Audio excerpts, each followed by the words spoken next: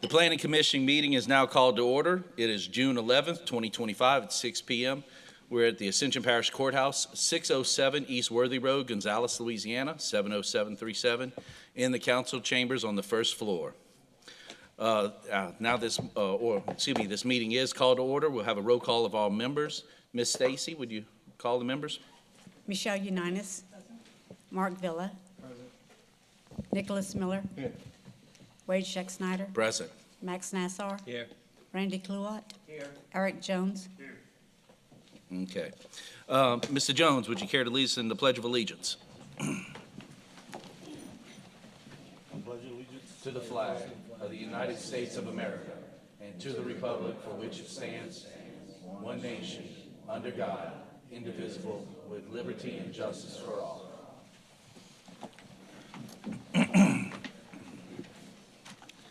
Item 4 on the agenda, introduction of staff. Ms. Stacy. Stacy Webb, Recording Secretary for the Planning Commission.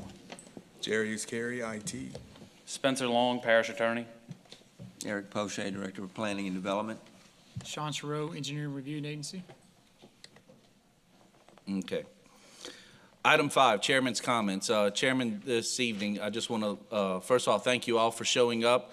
It has been a while since we've had close to a full house here at a planning and zoning meeting, and so we do appreciate when the public is very involved. Anybody who does wish to speak, please go up and see Ms. Stacy and fill out a card. You have a red card and a green card, indicate whether you're for or against, but as long as you're just here to speak, we will be observing the 3-minute time limit for everyone who wants to speak. When you get up there, state your name, state your address, and then please talk clearly. We're going to try to keep everything in order. If things get out of hand, we will gavel. If we have to, we will step out. I don't really expect that, but we haven't had much issues lately. So I just ask for everybody's patience. We want to give everybody a time to speak, give everybody the respect that they deserve and quiet, and let's hear what everybody has to say. Item 6, public comment on any agenda item. That's what I said. Just please go see Ms. Stacy and sign up to speak whenever you are called. Item 7, staff report. Mr. Eric. Members of the commission, before you have the normal monthly subdivision report. There were actually no changes since the last one last month, but if there's any questions, I'd be happy to answer them, and I do have one more item after this. So. Okay. Item 8, engineering staff report. Mr. Sean, anything? Oh, you want to talk about that West Bank? Okay, go for it. Last month, I told you that we were having another community meeting for the small area master plan on the West Bank. We had that this past Monday. It was fairly well attended. There were about 25 or 30 people. We have Miss Savannah Morales with Bayou Rouge Planning, who is a consultant on this project, and she's going to give you a little brief overview, and we'll be available to answer any questions you folks might have. How you doing? Good evening. Good evening, Ms. Savannah. Thank you. Thank you all for having me. You have a little flyer there about the plan. I know it's already been announced, so I'll keep this brief. The West Bank Small Area Plan is a non-regulatory guidance document that's focused on long-range planning with growth and development in the unincorporated areas of the West Bank. Promoting and guiding development in the West Bank was identified in the 2019 Land Use Master Plan as one of the goals, so this project is a step towards that goal. To give you an update on where we are now on the plan, we kicked off in February of this year. We've completed a community survey for which we received 132 responses, and we got back over 300 comments, I believe. We had some open-ended questions on there, so we got a good bit of feedback. We completed 2 community engagement events, and we've had 2 or 3 stakeholder committee meetings. The next step is we're working on the draft, and the goal is to have it ready for the public to view mid to late July, and then here to you guys for the August meeting. Wonderful. Thank you so much. Does anybody from the commission have any questions for Ms. Savannah while she's up? I do.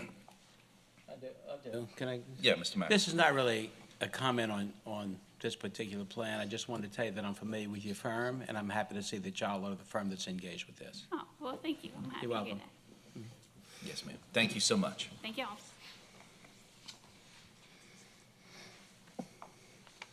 Okay, moving on with the agenda. Item 8, engineering staff report. Mr. Shawn? Okay, thank you so much. Item 9, the minutes, approval or denial of the minutes of the May 14th, 2025 Planning Commission meeting. Can I get a motion? Motion by Commissioner Nasser, second by Commissioner Kluwat. All in favor? Any opposed? That motion passed. Item 10, the consent agenda. A, affidavit of mortgage declaration, Christopher J. Kent, CJK Reynolds LLC, Lot 1 and 1A, 9575 Highway 22, Santa Maria, Louisiana, 70774. Item B, affidavit of mortgage declaration, Todd Fols and Simone Fols, Lot 12, 45236 Marina Drive in Prairieville, 70769. Item C, affidavit of mortgage declaration, Randall Denham, Lot 5B1, 44204 Robert Road, Santa Maria, Louisiana, 70774. Can I get a motion to approve by Commissioner Villa, second by Commissioner Jones? All in favor? Any discussion? That motion passed. Item 11, public hearing to approve or deny the following family partition. Item A, James Smith property, Lot 3A, 3B, 3C, and 3D, McGlynn Taylor. And good evening. Good evening, Ellen Jackson with McLean Taylor Incorporated, asking for your approval. Okay, thank you so much. At this time, we're going to open a public hearing. Ms. Stacy, has anybody signed up to speak? No. Okay, public hearing is now closed. Commissioners, any questions for Ms. Ellen? Comments or motion? Motion to approve by Commissioner Kluwat, second by Commissioner Villa. All in favor? Any opposed or discussion? That motion passed. Thank you. At this time, for item 12, we're going to have a few changes up here. Commissioner Villa will be stepping down and will not attend the rest of this meeting. And then Commissioner Jones will be present up here on the dais, but will not be participating in the discussion or voting. Item 12, public hearing to approve or deny the following preliminary plat. A, Pelican Point Golf Community, Large-Scale Development Master Plan, Major Revision, Quality Engineering and Surveying, LLC. And good evening. Good evening. Corey Blanchard with Quality Engineering. We're requesting approval for this master plan revision. I believe that all of y'all have, most of y'all have already seen this previously. The changes are consistent with what we've had previously submitted with the addition of the 153 lots in the rear of the property that was previously revision 9, which has now been combined with revision 8. The rest of it is consistent with what we've submitted previously. We were requested to do a traffic and drainage study prior to this review of this master plan revision. Since that time, both of those have been completed with no comments remaining. So we're here to answer any questions and request approval for it. Okay. Mr. Diaz, you want to speak? I'll just reiterate what Corey stated. You know, we came to you started about a year ago to request approval of our final revised master plat. We submitted and requested a series of studies, a comprehensive drainage study that was requested from you, traffic impact study. We've done, over $300,000 worth of engineering studies, analysis, designs to satisfy the parish, the ERA, and the commission. I believe every comment has been addressed. The analysis confirms that our systems meets or exceeds the required storm event capacities. The traffic study has been revised and approved. Land use items has been marked and clarified. We've done our due diligence. I think everyone is mostly aware of this that's on this board. We've completed all work that was asked of us. We've taken our time, went out and did our due diligence, and we respectfully request the commission's approval tonight. Gotcha. Thank you so much. At this time, we'll open up a public hearing. Ms. Stacy, I'm assuming a few people have signed up to speak. Yes, Colleen Labe. Hello, Colleen Labatt. My address is 5264 Courtyard Drive in Gonzales in Pelican Point. I don't really have a statement, or I just have a question for you guys. This, the signage was put out on Monday, the 2nd, announcing the hearing tonight. And we have gone to the website, looked at everything as, you know, we want to have a productive conversation. And we asked for copies of the updated drainage and also the updated traffic study. And we understand that those are only available through the clerk of court because they're a matter of public record. And I don't really, I guess, understand why that information wasn't made available. And we have a resident that made a request on the Friday, which would have been the 6th. And as of this time, that public record copy is not available. So we're coming here with questions and comments, but we don't have all of the information that was used to make these decisions. And I understand the traffic study and the drainage study has been approved. So I just want to put that out there. Thank you. Yes, ma'am. Thank you. Excuse me, let me ask a question. Okay. Ms. Colleen, Ms. Colleen. I want to ask a question. Yes. Just for clarity, for my own clarity, not for yours, Sure. okay? Is that you said that you understand that the traffic study and the drainage study have been approved. Right, that's, What do we mean approved? well, I think I just heard that comment, so if I'm misunderstanding something, No, I don't know. That's why I'm asking, yeah, because I don't know either. I don't know that there was an approval process for it. That's all. Okay. Okay, Thank we'll you. make sure to ask those questions. Please, ma'am. because Thank I you, think it would be great if that information were made available to us. I mean, we're not all engineers, but I think we can understand, and we have very specific concerns, which you'll hear in a few minutes from the other residents. Thank you. Thank Yes, you. ma'am. Thank you. Darlene Kluka.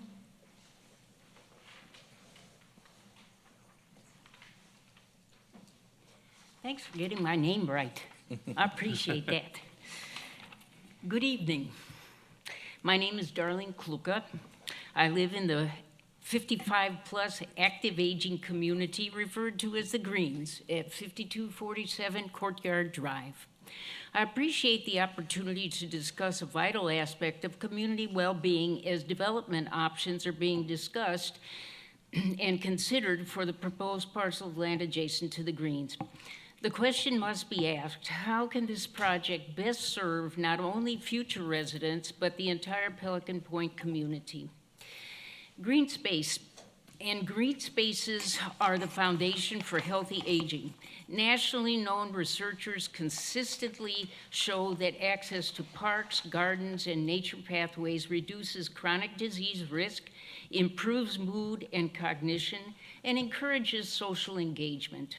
Unfortunately, golf paths as walking paths are not able to be used unless each resident of the Greens pays a social membership fee, which is over $1,000.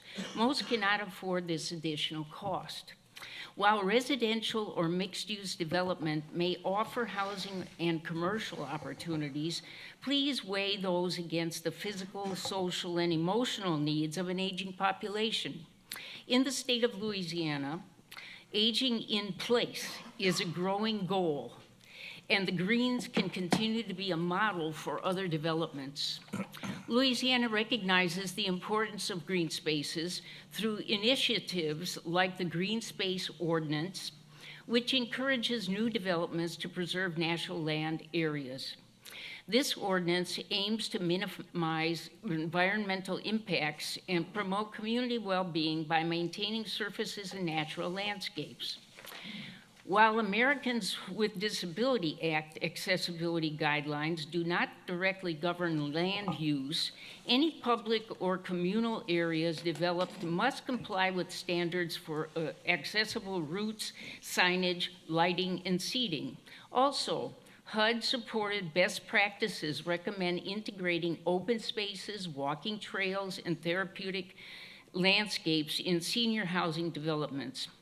Rather than seeing the parcel of land as only a housing or commercial site, it can be developed as a multifunctional wellness zone, perhaps blending low-density housing with green buffers and a fitness loop to promote physical activity and social interaction. As stewards of the beautiful Pelican Point area, this is an opportunity to model sustainable, age-friendly planning in a way that reflects our collective values and the legacy we all continue to build. Thank you, Ms. Darlene. I appreciate your time and consideration. We appreciate you. Thank you. Kathy Maddox.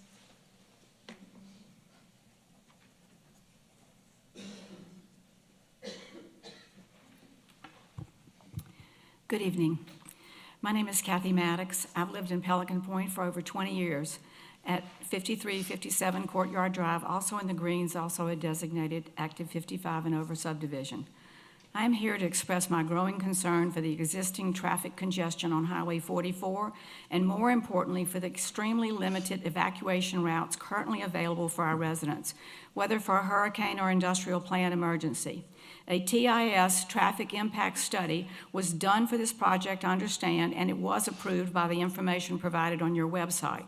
I am requesting that as part of the proposed project, a requirement that a third exit be created and constructed coming off of Highway 22 west of Pelican Point, cutting through the new filing behind Courtyard Drive, and that this new exit must be completed prior to any home construction being done, so that the construction trucks used would be required to access the new filings that they're requesting from this road, eliminating damage to our developments already parish roads that you're responsible for.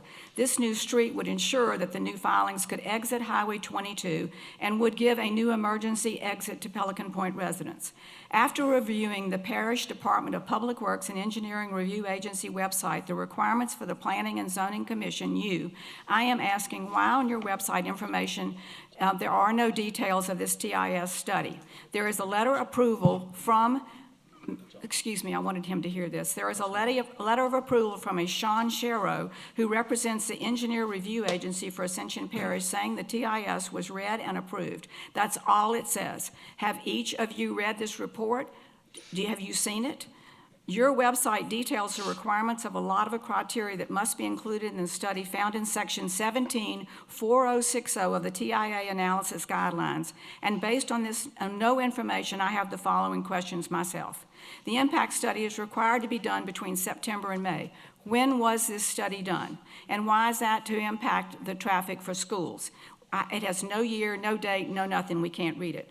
Was there both a parish TIS study done as well as a state DOTD scope study done? According to your website and the information, a DOTD site impact study is also required if a state highway is involved, which obviously it is because Pelican Point only has 2 exits, both onto a state highway. Regulations also require on your website that the study must take into account other proposed developments in the study.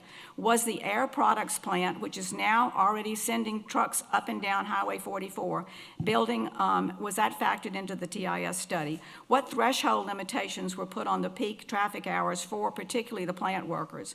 They are bringing supposedly 2,000 workers, and I'm assuring you that this is already impacting our traffic.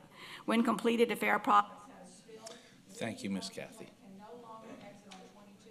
We can't go east anymore if they have a spill, and we can't go on River Road east anymore. And so, Ms. Kathy, thank you so much. thank you for your time. Thank you. Barry Bourgeois. Okay. Because he keeps coming up. Okay, we'll do that afterward. Good evening. My name is Barry Bourgeois of 5290 Courtyard Drive in the Greens at Pelican Point. I'm here to express serious concerns about the proposed addition of the Pelican Point Master Plan, specifically its impact on traffic and public safety. Once the proposed 1,174 homes are completed, including 267 new ones, vehicle traffic in Pelican Point is expected to increase by 29%. All funneled through just 2 gates and with no dedicated merge lanes, this will further strain the already inadequate and hazardous infrastructure.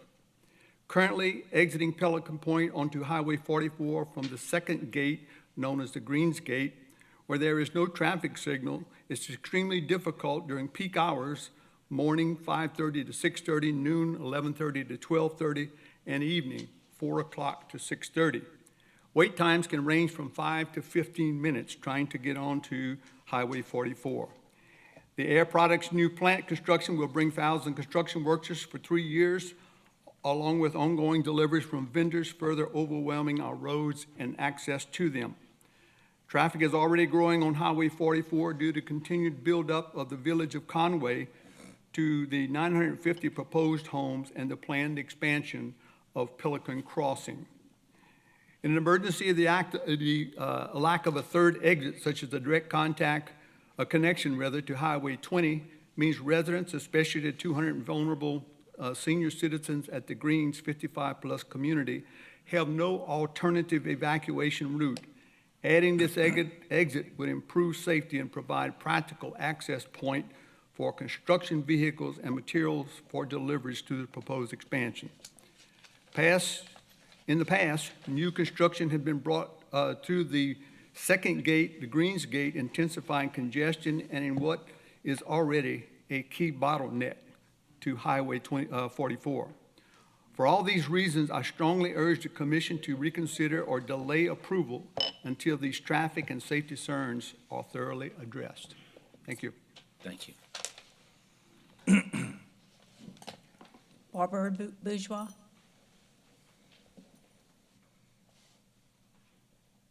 Good evening. My name is Barbara Bourgeois, and I live at 5290 Courtyard Drive in the Greens, a 55-plus community within Pelican Point. I'm here to express my strong opposition to any new construction in our community unless serious safety and infrastructure concerns are addressed first. The Greens is home to 270 older adults with an average age of 75. While we're called an active adult community, some of us are no longer very active. We have residents on oxygen, in wheelchairs, using walkers and canes. Around 65 women live alone, widowed or divorced, with little or no nearby family. For us, emergency access isn't a convenience, it's a matter of life and death. Our entire neighborhood and roughly 1,000 additional homes in Pelican Point will share only 2 entry and exit points, both leading to Highway 44 in a major emergency, whether a hurricane or a chemical incident. This creates a serious bottleneck, especially for seniors who need help evacuating. We've learned that the Greens may fall within the kill zone of Air Products chemical plant risk map. That plant will not only increase our exposure to potential toxic releases, but will also bring in much traffic on a 2-lane highway that was never designed for industrial transport. My husband and I both worked in local chemical plants. We've been through total plant evacuations, and I can tell you from my experience, it's terrifying. That was never designed, I'm sorry, I lost my place. And I'm deeply concerned for our community's safety. Approving this more development under these conditions isn't just short-sighted, it's dangerous. We are just dots on a map. We aren't just dots on a map. We're people, we're seniors, and we deserve to live out our lives in safety and dignity. I respectfully urge you, do not approve any new construction until the following are addressed. A new alternative evacuation route for Pelican Point, road and infrastructure improvements to manage increased traffic, a full risk assessment of the new chemical plant's impact on surrounding neighborhoods. Thank you for your time and for protecting the people you serve. Thank you, Ms. Barber. D. Picarera. Sorry if I butchered that. Yeah. Real quick, we have one point of order real quick. Mr. Nasser has a question. This might answer some of y'all questions real quick. Okay, and this is going to go to Mr. Poche, potentially Mr. Sharrow. There's been repeated references that the traffic impact analysis was approved on the website and in our packet. My understanding of that is that it was approved to meet the components that would be required in a traffic impact study, not that there was some formal approval process that meant everything is okay. That's correct. Okay, that's for clarity. So the traffic impact study meets your typical engineering requirements for a traffic impact study, which are required by the parish and further by the DOTD. And the people who did the traffic impact study are a very well-respected firm that does a lot of DOTD work. I'm very familiar with them. Not that I have any skin in the game. So the approval is that it meets the requirements of a traffic impact study. That's the extent of the approval. Yes. Okay. And I apologize for interrupting you. We just wanted to give that to the dais. Yes, ma'am, please. Good evening. My name is Dee Pecoraro, and I reside at 5463 Courtyard Drive in the Greens at Pelican Point. I am writing to formally submit a public comment in opposition to the Pelican Point Community Large-Scale Development Master Plan due to serious concerns about drainage and flooding, both from rainfall and nearby ponds. When I have not had access to the full drainage study, I reviewed the CSRS summary. Aside from the few brief references to ponds, the summary does not address historic or future flooding concerns in Pelican Point, particularly in the green section. To my knowledge, there has been no direct outreach to residents to assess existing street or home flooding issues. As a resident, I have personally witnessed repeated street flooding in the main Pelican Point area, and I know of homes that have suffered minor interior flooding. Within the Greens, Courtyard Drive and frequently floods during heavy rain, particularly near the drains of the front of the neighborhood. Those areas are often impassable and pose a reoccurring safety issue. Two specific provisions in the proposal are of particular concerns. The rezoning of M1B1A from commercial to mixed use. This change would affect 2.2 acres of open green space between Highway 44 and the front pond of the Greens. Replacing this area with buildings, driveways, and parking will significantly increase impervious surfaces and runoff, like worsening flooding on Courtyard Drive and Putter's Lane. Development of Lot 1171 adjacent to 5486 Courtyard Drive. This lot borders both the private home and the Greens Activity Center. The rear of the property is known to retain water and drain poorly. It is slightly elevated and slopes toward Courtyard Drive. Paving this land will almost certainly increase runoff and worsen existing flooding issues in a part of the street that already becomes impassable during storms.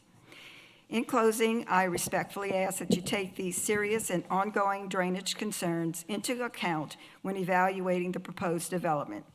These changes directly affect the livability and the safety of our community. Thank you for your time and consideration. Thank you, Ms. Dee. Donald Bailey.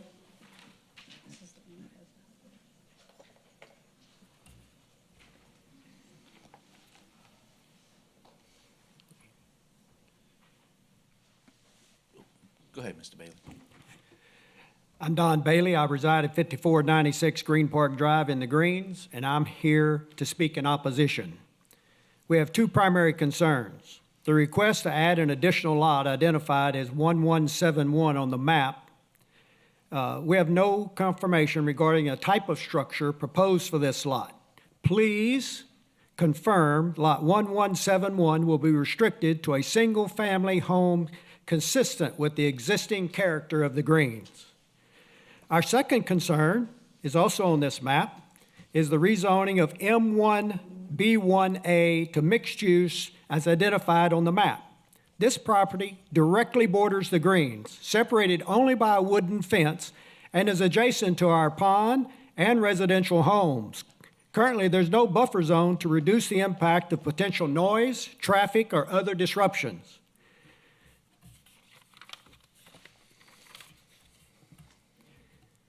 We are particularly concerned about the broad range of uses permitted under mixed zoning, including bars and microbreweries, entertainment complex, film and music studios, bed and breakfast, child care. These types of business typically bring higher traffic volume, large crowds, extended hours of operation, none of which are compatible with the quiet, residential nature of the greens. We strongly urge the placement of restrictions to this address based on noise mitigation, limited hours of operation, controlled traffic flow, and a proper buffer between the business and our homes. We are also concerned about the access from Highway 44, back to this one, right here, which is this new area, if it's mixed zone, they have to enter and exit off of 44. They're not allowed to be in the greens. It could be dangerous. That is going to be close to our back gate and would create a safety and congestion issue. Gentlemen, everyone, tonight, Greens residents have voiced their concerns, citing green space, traffic congestion, flooding and drainage issues, overall impact of quality of life, emergency responses, infrastructure. Here's my major concern and our concern.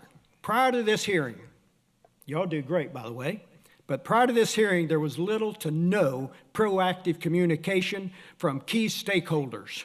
No town halls, no informational meetings, no meaningful outreach from the parish council, the developer, the Pelican Point HOA, or our Greens HOA.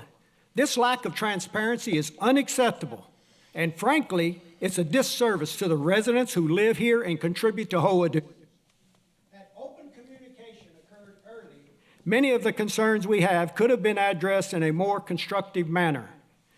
As you've heard tonight, and you will continue to see and hear from future, Greens residents are informed, engaged, and unwilling to be ignored. Thank you for your time and consideration. Thank you, sir.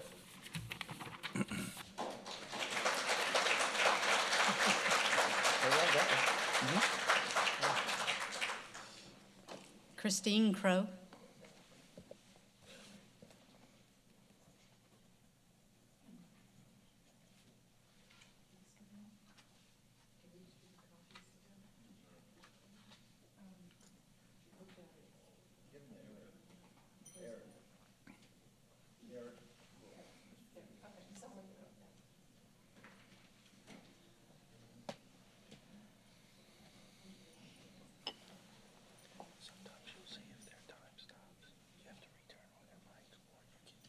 Thank you very much. I'm going to Hold distribute. on for a quick moment. I want to give you your full time, if you don't mind.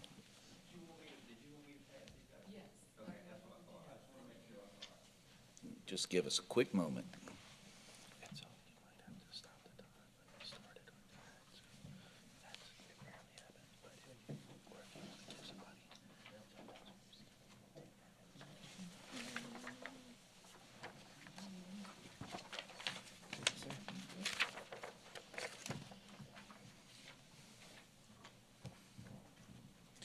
Okay, I'm going to start it up, and please state your name and everything. Okay, my name is Hyde at 4 Breeze Court in the Pelican Point, Maine Golf Community. My objection to the proposed revision master plan is that it calls for a new park landscape area. On the map on page 2, you can see it in the green part up at the top of the page. In regard to park facilities, HOA already provides park facilities closer to the clubhouse. The new park has 2 problems with it. Number one, it is supposedly bisected by the proposed airport safety zone, which then, if it was an airport safety zone, would make it unusable. And secondly, it seems to transfer the responsibility for the maintenance from, to the Pelican Point HOA, which means all of our residents would be paying for the maintenance. It would also present some security and liability issues, as this remote location would most likely attract a lot of people who may be underage wanting to drink alcohol or maybe take drugs in a secluded area. On page 3, my other objection to the master plan involves the included and excluded uses for the 3 tracts of land fronting Highway 44 next to the main entrance. In February 2024, I spoke about this very same issue, suggesting that it be recommended that only one-story professional office space for engineers, architects, and such be at these areas. The proposed revision plan that is presented to you tonight expands the use of these areas to include warehouses and industrial, light industrial, and many other uses. And as everybody talked about, we have two entrances, and the only way to get to these tracts of land is to come through the main entrance and then go to these tracts of land. And if we have storage facilities, warehouses, that's going to be bringing in trucks and other types of vehicles, traffic into an already congested area. Don Bailey just talked on the other issue, so I don't need to speak about that one tonight, but it's included in my comments. So I want to thank y'all very much for letting me address you. Thank you so much, Ms. Christine. And Ms. Stacy, can we enter this into the record for her? Okay, thank you. Mark Villa.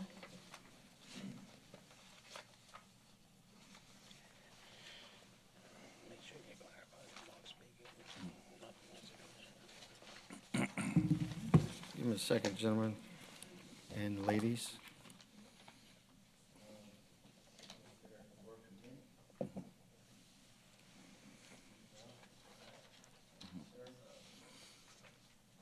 And Mr. Villa, before you speak, I just want a quick point of order. Mr. Villa is speaking on his behalf as a private citizen, not as a commissioner for this public hearing.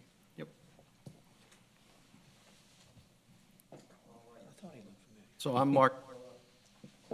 I am a resident of Point. I'm speaking on behalf of our community and HOA. The letter I have in front of you with some attached pictures and such is, I'd like to record that in the record, okay? I won't go through the letter. A lot of these things were addressed. What I will ask the planning board tonight to consider the following in its motion. The first bullet is referencing synchronizing the traffic lights at Pelican Point entrance to mitigate some congestion. Synchronize those with 22 maybe and 44 and extend them. What I'm also asking you to put in your motion is limit the development referenced in this application until the recommended options of the traffic study. And I think I've heard there was a Ascension listing, and people have talked about roundabouts as being part of the option in the study, and widening 44. So that's a consideration, but limit maybe the commercial construction on 44 into some of this work, or whatever comes of the traffic study, the solution is, consider that. Remove, of course, Ms. Crowe spoke of removing the park space. I'd like to share something on that. In the new filing, are we ready? Throw this up. So you have it in your packet, but what's in red represents the park space in the new filing, or revision 8. What's in yellow is what's behind the greens. That's a drainage servitude. That is the responsibility of the parish to cut, okay? What is in here, we're asking y'all to remove all this park space because if you see this next, let me go here. This is what it is. There's power lines, it's a drainage servitude. In a heavy rain, that fills up, okay? That's really not conducive for any kind of park, especially with the power lines and such overhead. So that's a consideration. The other thing, Mr. Diaz and I had a meeting. Excuse me, Mr. Villa. with the commission's approval, since he is representing the HOA, I'm going to give him an additional 5 minutes to speak on behalf of a lot of these residents, if that's okay? Okay. Mr. Villa, we're going to set you up for an additional 5 minutes. Okay, you got it? Thank you. So we covered the park space, also on the master plan. Hold on. Go ahead. On the master plan, in previous revisions and this one, it shows 10 acres that's donated to the HOA. Had many conversations with Mr. Diaz, and he's welcome to come up and speak to that if he'd like, that he agreed that he would remove that and not donate that to the HOA as it sits in Safety Zone A. And there's a lot of regulations and things. Pretty much you can't do anything with that, especially as a park space. So would like to see that removed along with the other parks. Require all commercial spaces on 44 to have a landscape buffer zone shielding the properties inside Pelican Point. And then ensure all commercial access, whatever you decide to do, to restrict the entrance to those spaces only on from 44, and then one particular space at the entrance of Pelican Point to access it through the Main Street shopping center, not through Pelican Point Parkway. Also, drainage, designate drainage servitude areas in this new filing as public and make those parish responsibilities, not Pelican Point HOA. I state that because the process of these zonings is a lot of people may not see the maps. Like tonight, the map is not shown up here for the public to see. What happened in the past is it gets recorded on the master plan that this is dedicated space or green space or common area. Well, Pelican Point bylaws state that we as an HOA are responsible for common areas in the neighborhood. We have approximately 10 common areas, a playground and ball field. We have along 44 Mallard Cove, it's considered a donated green space for the Mallard Cove residents, roughly 2,000 feet in length that runs along 44 outside the perimeter of the gates. That is not a green space to play in, I'm sorry. We are also responsible for 31 plus ponds on the golf course that are part of drainage, okay? I've repeatedly had conversations with the parish and the drainage department that nobody really knows who's responsible. I'm hearing their parish is responsible for the pipes connecting the ponds, but HOA is responsible for the infrastructure and the ponds. What HOA can really afford to do that? Why do we pay sales tax, which we know now a third of a half a penny goes to the general fund to fund drainage, roads, and infrastructure, okay? We are already paying for that as residents, as citizens. An HOA should not be responsible. So we are responsible HOA. We're continued to pay for these common areas that were given to us, okay? Sort of voluntold that it was our responsibility. But in this filing, we don't want any of it, especially the 10-acre airport dedication that sits in Zone A. And I want to make sure that that gets referenced. I have a letter and an agreement from Mr. Diaz. If you'd like, you can come speak to that. But everybody else has pretty much covered same sentiment, but that's the difference that I have. Thank you. Thank you. Jane Matt.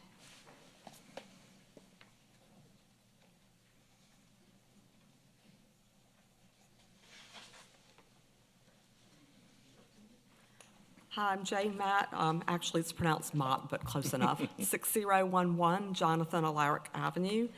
I looked at the map, and it appears that proposed lake number 22 overlaps the airport safety zone. I'm just kind of bringing that up as a question more than an objection. I don't know if you can have a lake overlap an airport safety zone, but it looks like that's to me, so just something to look at. I also object to the park donation of 11 acres. That just puts more on us to have to maintain, and we're not going to really get any benefit from it. So I also have the question, what happens if the HOA says, like, if this is approved and the HOA says, well, we're not going to accept the donation? What happens? I don't know. I'm just asking the question. And my biggest concern is that if you have all these extra lots, you're going to have an additional average of 2 cars per household. So that's what, maybe an extra 400 cars per day making multiple trips in the neighborhood. And even if Highway 44 can support that, I don't know, I haven't seen the study, but even if it can, our local streets within the neighborhood, there's no way they're going to be able to support an additional, on average, 400 cars making multiple trips.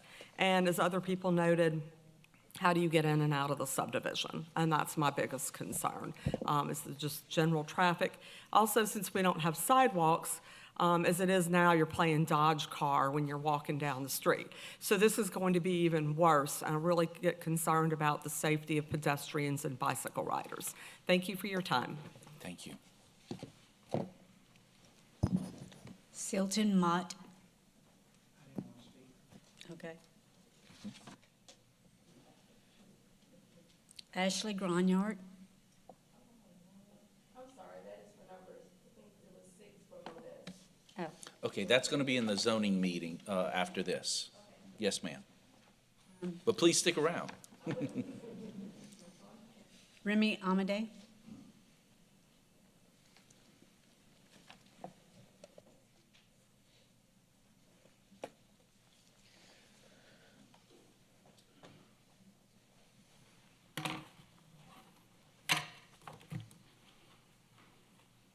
Get my clock going here. It should be right in front of you. Okay. Good evening. My name is Remy Amade, and I reside at 6030 Cypress Point Lane. I'm asking the board tonight to postpone your decision for a minimum of 90 days on the following points I'm fixing to make. Homeowners only have 1 week notice of this meeting to gather information, analyze the information, present questions and concerns. Only 1 week for a public meeting. 1 week. One of the neighbors down the street who's out of town asked me to bring this to a point. He was looking at some of the Ascension Parish requirements, and he said for me to make this point, I'll make it for him right quick. 50 homes or more development requires 2 egress points. 1 egress points cannot be gated, just for the record. We heard a lot about traffic, increased traffic. A traffic study is required by the developer as listed in the proposal. We talked about the definition of that. This was submitted and accepted according to the documents. My question is, what are the requirements for the conditions that the developer needs to have this traffic study accepted? What are the documented conditions that formulates the traffic study? It is illustrated in the enclosed submitted plot plans that the airport runway has been extended in a length of 900 feet from the original plot plan to the proposed plan today.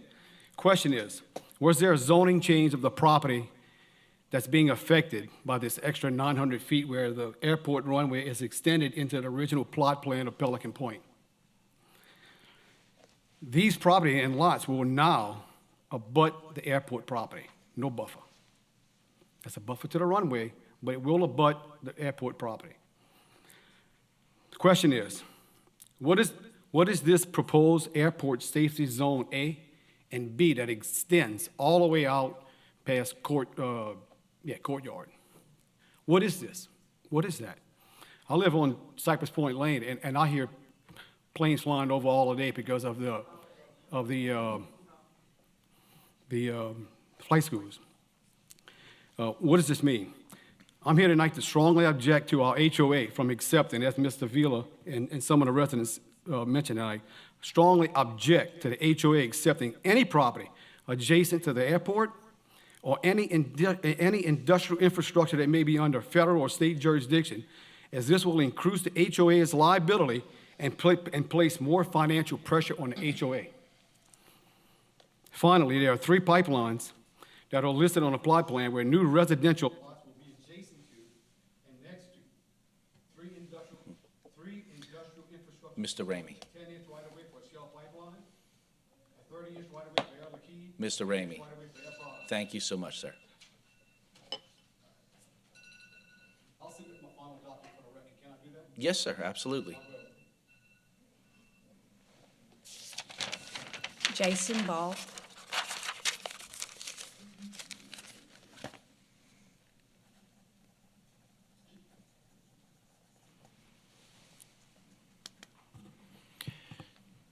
Good evening. I'm Jason Ball. I'm the airport manager of Louisiana Regional Airport. We'll take the donated property. If they don't want it, we'll be glad to maintain it. And like Mr. Remy said, keep it as a buffer zone. We understand that airports produce noise, and to have that buffer is pretty important. And the concern that we have is for the safety of both our pilots and the community residents. Worst case scenario, something happening. So those proposed safety zones were back in 2001. It's to keep permanent structures from being erected that could come in contact with aircraft, or if an emergency happens, gives us a safe place to go. But one concern that we have with the master plan would be that just to add something to the new proposed houses to let them know that they are around an active airport runway, and there will be planes flying over. Some of these people didn't have that luxury. I've only been here 6 years, and they didn't know. They came in and they're like, hearing these planes complaining, I understand. I try to be as welcoming as possible when they call me. I try to be accommodating as possible. Anything I can do, I absolutely will do. And just please, if we could put some sort of notification when they build these houses, buy these properties, to let them know that there are planes flying over, sometimes all day. Right now it's hot, they won't have as many. But when it's perfect timing, they will fly. So please take that into consideration, and thank you for your time. Mr. Jason, real quick, I know I had a conversation with you, but we did have, I forgot the resident's name, but somebody did mention about the potential drainage lake going into the airport buffer zone. Can you elaborate why a lake in the buffer zone is a bad idea? Are you familiar with the tragedy on the Hudson where aircraft sucked in a goose? So, and I say that jokingly, but water attracts waterfowl, birds, things of that nature, and those never mix. There are some things you can do to prevent it. It is expensive, but to deter wildlife from entering those areas, we have ponds on the north end of the runway off to the side, not directly in, but off to the side. And we watch it, and we have a homeowner or a property owner who is well aware of the concerns, and he will help us out any way he needs to. But that is why that's a concern. Thank you. I just wanted everybody to hear that. I knew. Yes, sir. Teresa Dickerson.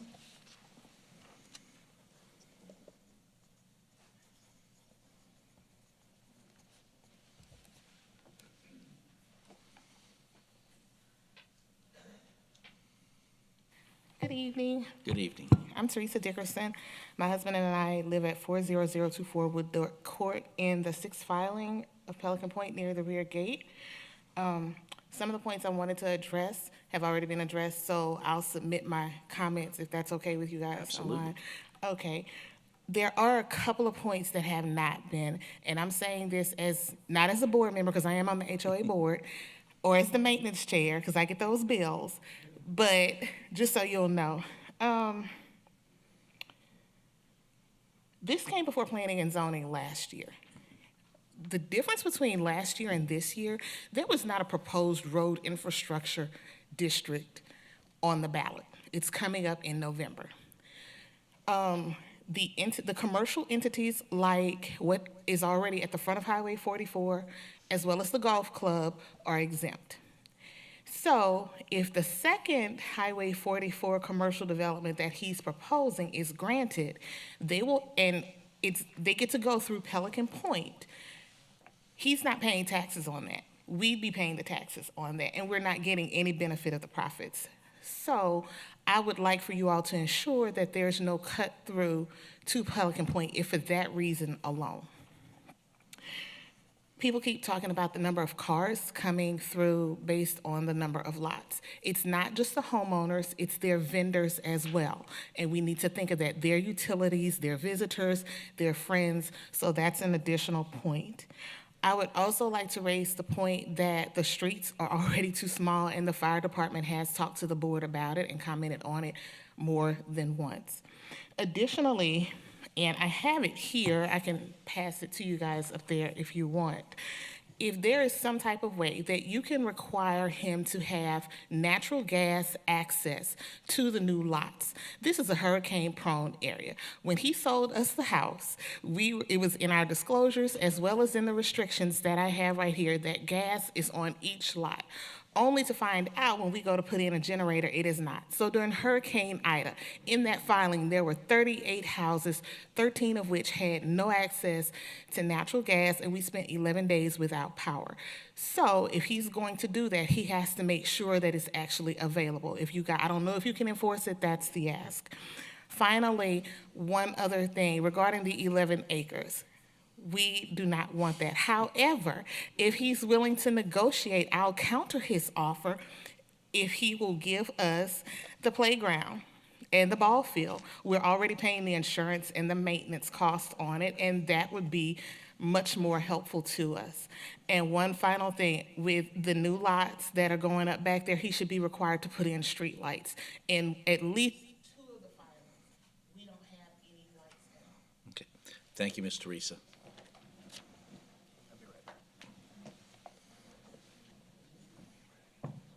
Yeah.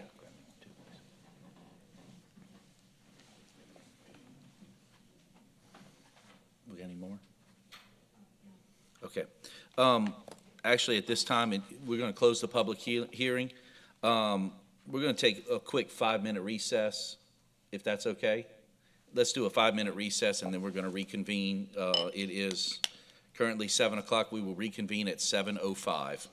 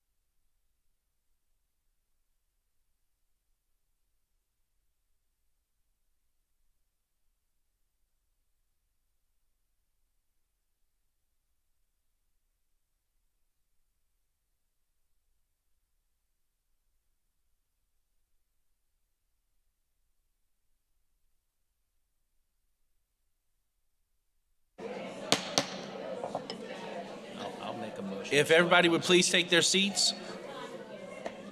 Did you get that? So I'll make a motion to start conversation when you're ready. Just to start conversation. Well,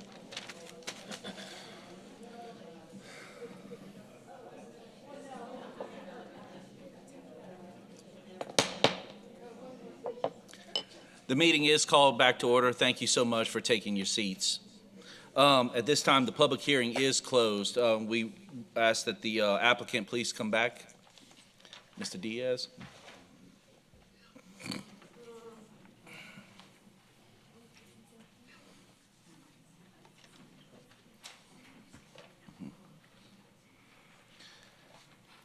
We have a few questions. At this point, what we will do is we will open up the discussion from the commission. I'll recognize each one of the commissioners. They can ask questions. And then we also have some questions of staff.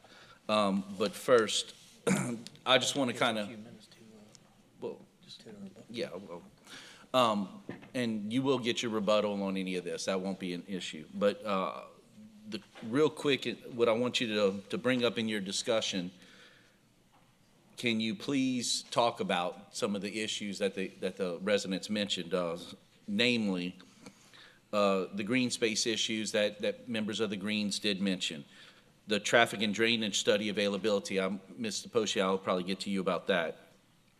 The additional exit for hurricane evacuation and just entrance egress outside of the Greens and the Pelican Point area. The air products development, I know that's not necessarily falls under your court, but if you have any comments about that. One of the key issues I am curious about is the flooding issues that have been discussed in the past in the Greens. Good Lord. Some of the restrictions that we had talked about, with the rezoning that you're asking for, it does allow for more businesses or some things that may not be conducive to that area. And maybe elaborate on those issues. The traffic study will get into those issues separately. I would like for you to elaborate on what you have done to combat some of the drainage issues just in general, things that have come up in your drainage study, other issues that you've done with other developers in that issue, namely the canal in the back. And then last but not least, probably some of the other issues I want you to discuss, the airport safety zone, we can get into that separately, but I just want to make sure I cover everything. Give me one moment. The donation of the property, we'll want you to talk about that, and some of the other issues for the TIF, the street sizing, natural gas access, and potentially streetlights. So, Mr. Diaz, if y'all don't mind talking about some of those items, and we'd really love to hear what you have to say. Okay, all right, let me try to cover every one of these. First of all, the open space, or I want to call it the remainder track that's there adjacent to the airport that the safety zone encroaches into. That is a remainder track of what is remaining after subdividing the 153 lots in the back. It's not designated as park space. It's not designated who it is to be donated to, if it's to be donated to anyone, or if it is for sale. It is just a remaining tract with no designation, and that's it. It's not, I mean, this mechanism does not donate property to anyone. It's just a land use plan for the development. Okay. Let's see. Drainage servitudes, it was brought up about the maintenance of drainage servitudes in existing development areas and in new development areas. Any of the drainage servitudes in the rear of the properties have to be privately maintained. They cannot be dedicated to public. So that it is a requirement that they are privately maintained.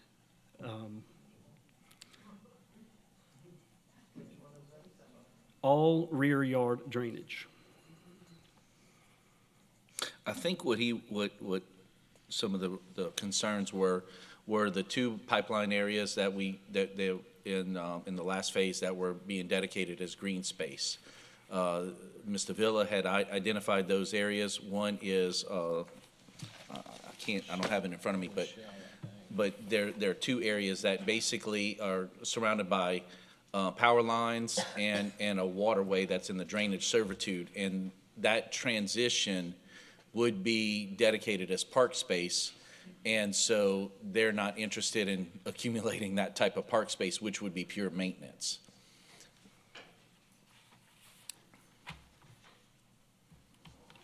I don't want to say for certain, but I want to say that that is a public drainage servitude through that area, not private. Okay.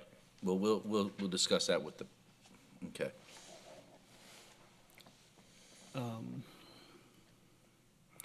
As far as the access points for the traffic for the subdivision, the traffic study was completed and accepted.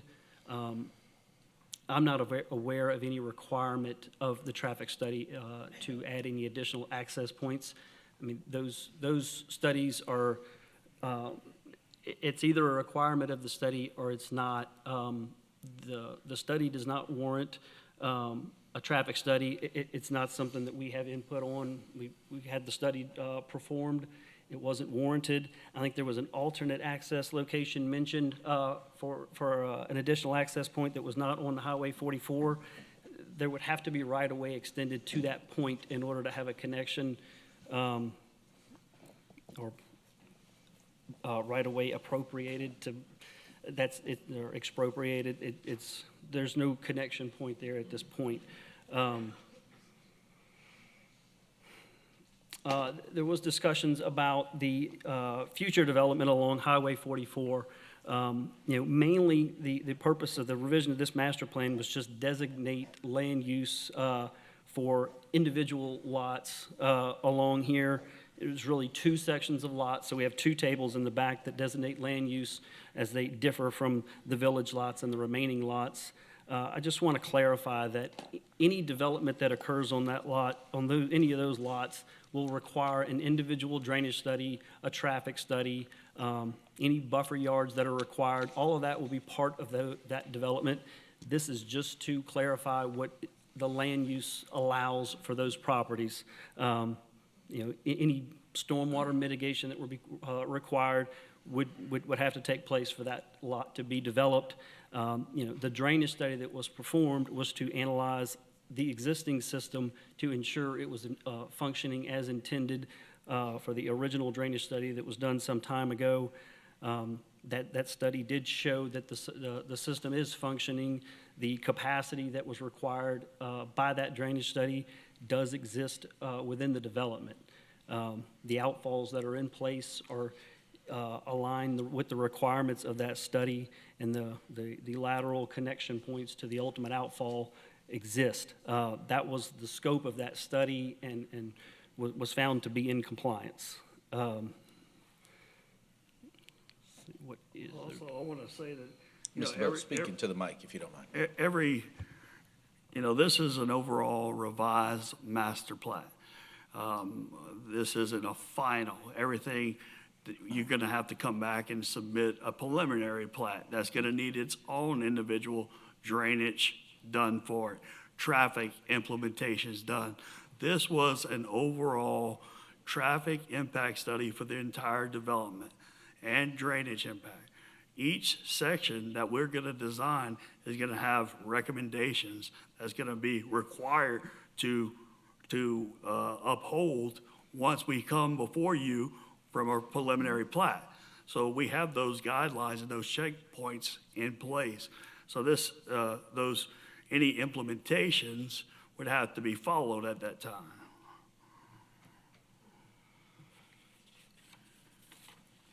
I think there was a question about the additional single lot that was added.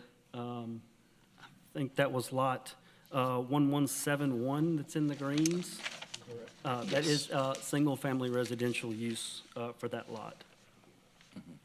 Yeah, that was a point of contention last time that y'all did come talk to us, and We somebody reduced did the mention size. that. We had 3, and we reduced it to 1. Okay. Single-family resident. Okay.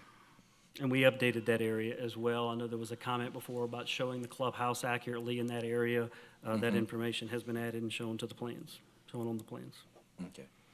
And at this time, before we open up to the commission, Mr. Poche and Mr. Schroed, do y'all have anything that y'all can add on all this? And the only thing that I can think of off the top of my head is that the public records request came in Friday. We're not in the office on Friday, and I fulfill that request to our custodian of public records on Monday morning.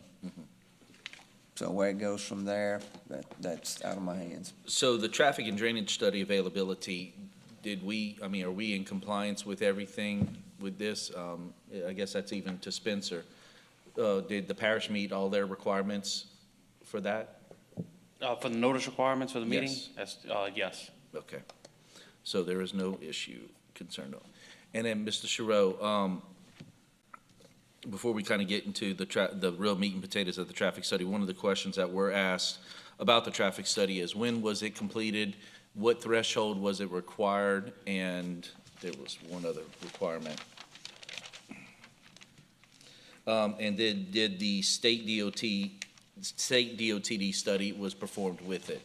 Can you answer those questions for us, please? Yes. Let's try to hit some of the highlights here. Just remind everyone, this is different than 3-4 years ago with regard to traffic studies. It used to be the developers paid the studies by the consultants. Not saying you got different results, but this has followed the latest process where the parish goes to an independent third-party traffic consultant. They work directly with the Ascension Parish's traffic engineer. They work on the study together. So they're, for a lot of people, it provided a little more comfort that this was being managed, oversaw it, and the scope was prepared by the parish. It was all worked together. So remind everyone about that. This was done by the parish from a hired traffic consultant. And as stated before, a very respected consultant and does a lot of work in this area. The study was the counts, everyone's asking, when are counts done? Do they do it during the summer when the kids are in school and all that? That's not the case. The counts were done in April of '24. This is how long this process has been dragging out. So the counts were done at the appropriate time. It was, school was in session at that time. The completion of the report was September 11, 2024. But the key is you get the counts done while the traffic best represents the area. Some of the comments were, does it account for future growth? So they're trying to, because this is a master plan, they're targeting a 2029 as a good date to fill when the impacts of the new lots here would be entering the roadway network. So they accounted for all empty lots in Pelican Point right now, as if it would be included in the study. They accounted for all empty lots in Pelican Point Crossing that hasn't been built yet. They accounted for those future trips. They looked at regional, it's called CRPC. These are regional models done at a 5-parish level that allows to account for all the different traffic coming from different parts of all the parishes and all the projects. These are large regional studies. This consultant looked at that study, looked at its growth rate, like what do we anticipate traffic to be 3 years from now. They added that on top of it. So empty lots plus growth rate. So they did account for future unknown things. And obviously, whatever they counted in 2024, that's an existing roadway network. So it's a lot of engineering talk to say they accounted for more than just these future lots when they did the analysis. The threshold 2, and that's the highest level threshold study that you're allowed to do in our parish ordinance. They're allowed to do that. At this point, you don't go and approach DOTD to say, here, I have a study, until DOTD says, I want to know for sure you got a project and what you need to come forward with. But this consultant with the parish says, let's prepare a study that follows DOTD's policies and requirements, and to let you know, DOTD's policy and requirements are less restrictive than Ascension Parish. There's a lot of things they let slide of level of services that Ascension Parish is tighter than that. So if you follow Ascension Parish's policies, you're going to meet or exceed DOTD's policies when it comes to a traffic study. Is that? Yeah. And just the ballpark before we get in, if we want to get to intersections. I just want to talk about, I thought those important key points. Correct. And one last thing, if there is some type of mitigation factor that is required or recommended by the traffic study, can you elaborate on what our ordinance says now? Right. So I'm good with, ordinance states, if the development causes a drop in the level of service, that development needs to offset its impacts. So if things are failing or will feel worse of off-site, other developments, other projects, we mentioned Air Products or 2 more developments, the way the ordinance is not the obligation of this applicant that did this study to go fix everybody's thing. They have to offset their impact. But as a part of this study, they do assist the parish in thinking, what if we had a magic crystal ball and all the money and had control of the state's routes? What would you do? What could you do? And some of this stuff you'll see in the traffic report, this is what someone could do, but they're not saying it's the obligation of this developer to take care of it, pay for it. For example, widen 44 to 4 lanes. You know, some people, that's not something, an obligation by this traffic study that they should do. Wait for the completion of Loosemore Roundabout. It's not an obligation per the traffic report for the developer to do.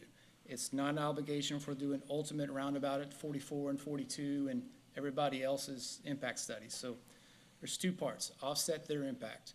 A lot of the impacts, their mitigation method, they are on DOTD routes. And guess what? DOTD controls traffic signal timing. It's a whole approval process. And a lot of times, they won't let you do it.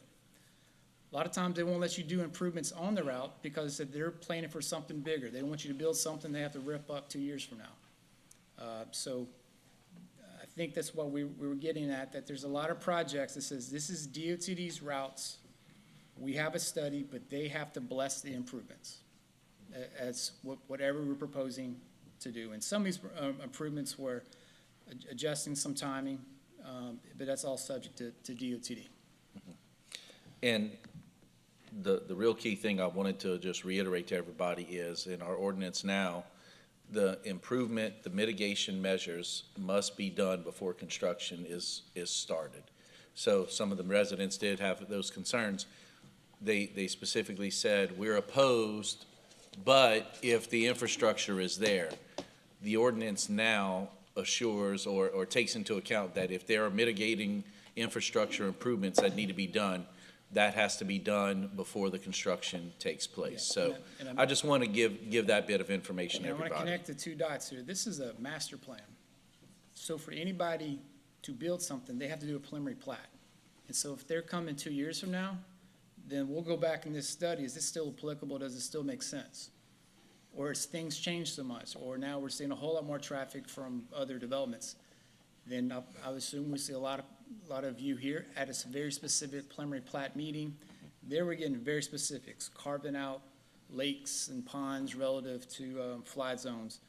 Is a traffic study that we're talking about today still valid? Has something else changed that we need to go back and revisit drainage and traffic? We all get another crack at this. Is just master plan, ballpark. Can we build something like this here? And if so, we'll come back with an updated study, updated traffic, and updated preliminary plat in the future, whenever that happens. That can be 2 years. That could be 2 years from now. Mhm. And so just to kind of get everybody also understanding, Pelican Point is unique in Ascension Parish. It's the traditional neighborhood development. It is not a PUD. It's not just a normal subdivision. We have actually one thing in our code that's specific just to Pelican Point. So there are a lot of very specificity issues with this, and it is a very complicated area. So I just want to give that bit of information to everybody. This time I recognize Chairman Nasser, excuse me, Commissioner Nasser. Vice Chairman. So first of all, I want to say, Sean, thank you. I know I give you a hard time sometimes, but, you know, as someone who's in the industry, I think you covered everything very, very well, and I'd like to criticize you, but I can't. So thank you for that. We're not done yet. Yeah. Some of the notes I had made that I wanted to bring up, you've already covered those, so I won't. And this is, I guess, a question that's somewhat directed to Spencer, or a statement. I think that a lot of the things that were brought up are more things that would be included in on the civil side, more HOA or subdivision covenants, which would be in your act of sale when you bought your property, the covenants that you'd have to adhere to, and that's not really under our governance, although there were very good things that were brought up. The traffic you covered, Gee, I mean, Sean, you covered everything I was going to say, so I guess I don't have anything else to say. Except for the airport, your safety zones, I would guess that is regulated primarily by the FAA, as it is for most airports, or are you somehow exempt from that?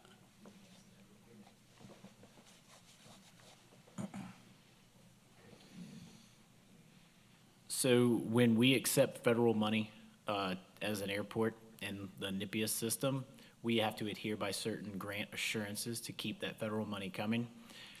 They give us guidelines, land use compatibility for the airport, and that was a zoning ordinance in a blanket zoning ordinance that was done back in 2001, which defines our areas, and that's what says you can do this in Zone A, and then there's very restrictive, no permanent structures, and then only 6 people per acre, no gathering type activities, and then this in Zone B, it's a lot less restrictive in Zone B, just to make sure that that first area is a buffer zone in case of emergencies. Okay, thank you. Thank you. I really think that's all I had. I scratched out all my notes. Mr. Poche, I just want to verify with what Mr. Ball said, are we falling under those guidelines appropriately for Zone A and Zone B with this proposed master plan? Our guidelines, the guidelines that he is discussing are FAA guidelines with the airport and the property owner. As far as the parish is concerned, our zoning ordinance refers to property that is zoned airport and is owned by the airport authority only. The parish is not getting involved with anything outside of that area. Okay, I just wanted to double check. Any other commissioners? I can make a motion. Okay. I'll entertain a motion. Okay, so we have to start this process somewhere, and that's going to come with a motion. And I'm making this motion primarily to get the conversation started and get a decision made on this. So my motion is going to be that we approve this moving forward with the caveat that Condition of approval. okay, condition of approval, that as our ordinances state, the impacts that are identified in the traffic impact analysis and in the drainage impact analysis are completed before the overall development moves forward.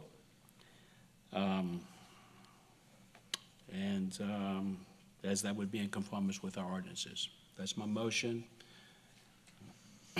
And I will entertain friendly amendments. Okay, hold on for a second. But we have to have a second first. But just for sake, we have a motion with a condition of approval that all impacts that are identified with the traffic and the drainage study are completed before development moves forward. Am I correct? You are correct, and that relates to on-site and off-site recommended Okay. actions. Okay, that is the motion. Commissioner Miller. I've got a question for, I guess it's probably for Sean.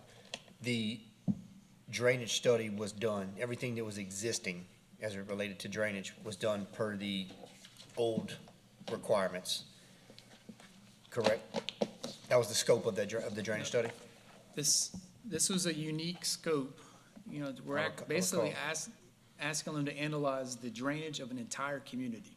Right. So they're not popping, it wasn't reasonable, every manhole lid, every drainage, every ponding here and there.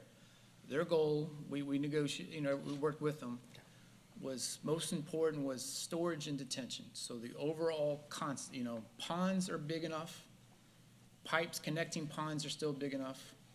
The outfalls are still in a good condition.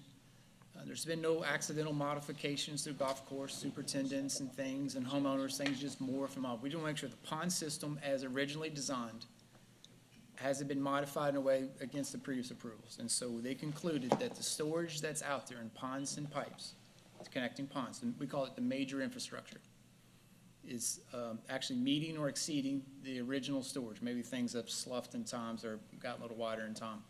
But that was the intent of the study. So when they come back for a preliminary plat, that's when they get to item by item meeting the entire drainage ordinance. This was a drainage analysis assessment. Just go do an audit of what you have of critical elements. Make sure pipes haven't got smashed in, or someone raised. A lot of times people raise the ponds because it looks visually, aesthetically more pleasing than a lower pond. They double checked all of that, and everything was matching out to the original design. So anything, as Max mentioned in the drainage impact. Yep. For the new revisions, when they come back for the preliminary plat, will have to be designed to the new ordinances. It will not fall under the old Yeah, original they'll study. be- And Yeah, they are limited to the runoff rates or the flow rates from the old original design, which is actually, we have some commercial tracks right now in 44. We're asking them to limit themselves to the old original design. So if I'm answering your question. No. Anything that's in the drainage impact study, the new improvements are going to have to Yes. be designed to the new 50 down to the 10 minus 10%. Yes, Okay. yes. Sorry about that. Okay, and a point of order for any other discussion, we do need a second. So do we have a second on this? Okay, we do have a second by Commissioner Unitas. At this point, open for discussions. You have further discussion? No, I'm okay with that. And then, so any of the traffic, everything that was mentioned in the analysis in its entirety is your motion. Anything that was mentioned must be done. Okay. Do we want to can we have that clarified, just to make sure, because we've had issues in the past where maybe this was not clarified? And the reason I ask is, for example, if we say that the analysis is that the traffic light, for example, one of the recommendations was a traffic light timing must be adjusted. Mm-hmm. If DOTD does not agree that that is in its best interest, then this would be a complete stoppage. Yeah, and we're open, go ahead. So if I may, the first line of my motion references Ascension Parish's ordinances, and that these things are required to be done as would be in conformance with Ascension Parish's ordinances. If there's anything that is not in conformance with the ordinances, that's not part of my motion. Okay. What I wanted to make just clarification on is, for example, Loose Moor at 941 Brittany Tower Road. That, we know that one is in progress. Who knows when it's going to be done. 44 Pelican Crossing Drive. If that specific designation in the traffic report, if DOTD comes with something different, is that something, so in other words, what I'm saying is we need to make our motion that an acceptable level of mitigation potentially, huh? Or do you want these specific results? Let me, again, to clarify, what I'm saying is that Ascension Parish has an ordinance as to what is required, correct? We have to do the traffic impact analysis, got to do the drainage impact analysis, and there are certain requirements as to what the developer has to do prior to his development, okay?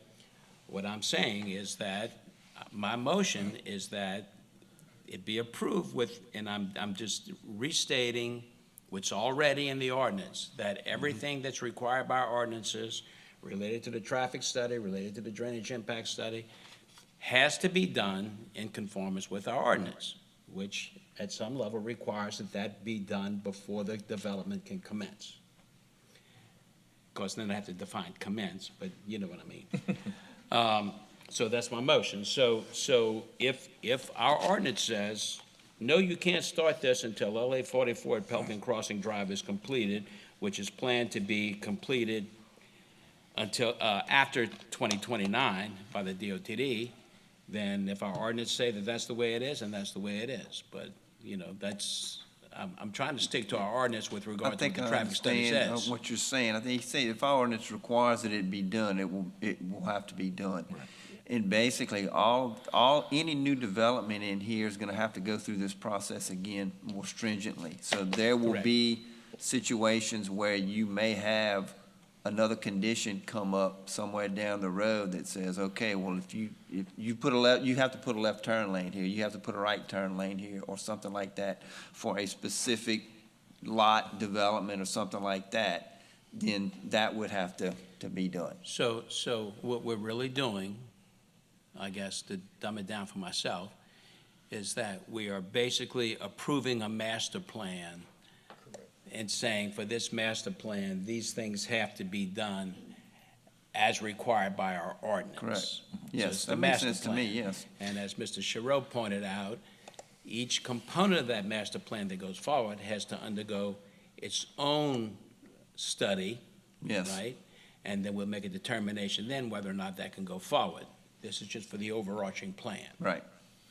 And my concern is, we take Riverton, for example. Riverton could not, it's at now a point where it cannot move forward until a roundabout, and it's specified, a roundabout at 22 and 44 is constructed. I don't want that type of specificity, because then that's not right to anybody. We want to make sure that the mitigation that is approved by the traffic engineers, those specific mitigation levels, once those levels are approved, whatever that may be down the line, that is followed, not something specific now. Right, so the specificity of my motion is that it conform to the parish ordinance. Okay, I just want to make sure. Which is the law, right? That's what I hear. I just want to make sure, because for clarity's sake. Okay, we have a motion and a second on the board. At this time, let's open the voting polls. Jarius?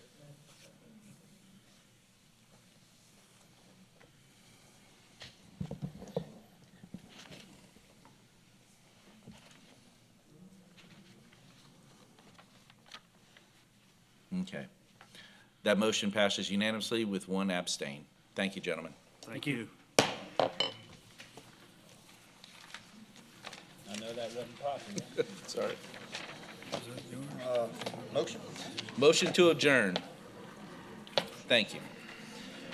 We will reconvene in about 15 minutes as the zoning commission.